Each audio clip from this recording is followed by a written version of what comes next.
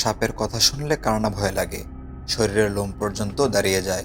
এমন একটি দ্বীপ যেখানে শুধু সাপদেরই বসবাস, যাকে আমরা স্নেক আইল্যান্ডের নামে চিনে থাকি।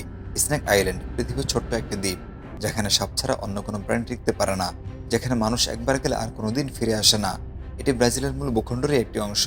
ব্রাজিলের সাও পাওলো থেকে 150 কিলোমিটার দূরে এই দ্বীপটির অবস্থান। আর এই দ্বীপটিতে বিষাক্ত সাপের বসবাস। রয়েছে আরও নানা রকম রহস্য।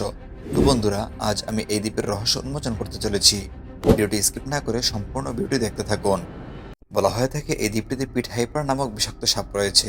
এই সাপটিকে এই দ্বীপেই বেশি দেখতে পাওয়া যায়। পৃথিবী জুড়ে এই সাপটির ব্যাপক চাহিদা রয়েছে, কারণ এই সাপের বিষ দ্বারা বড় বড় রোগের ঔষধ হিসেবে ব্যবহার করা হয়ে থাকে।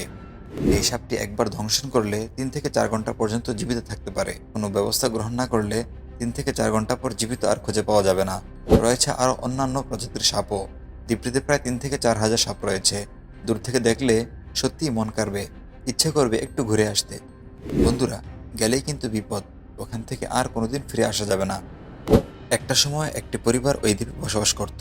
পরবর্তীতে সাপের আক্রমণ থেকে পরিবারের একজন ব্যক্তিও রেহাই পায়নি, এমনকি তাদের কোনো অস্তিত্ব খুঁজে পাওয়া যায়নি। এমন আরও অনেক গল্প প্রচলিত আছে যে এক জেলে সেই দ্বীপে কলা সংগ্রহ করতে গেলে গাছে থেকে এক জাতীয় সাপের আক্রমণে সেই জেলের মৃত্যু হয়। এই সাপগুলো বিষাক্ত এবং খুবই হিংস্র প্রজাতির। বলা হয়ে থাকে এই সাপগুলো থেকে উড়ন্ত পাখিরাও নিরাপদ নয়। যখনই কোনো পাখি গাছের ডালে বসে, তখনই সাপের আক্রমণের শিকার হতে হয়। এই দ্বীপটিতে একটা সময় অনেক পাখিদের বিচরণ ছিল।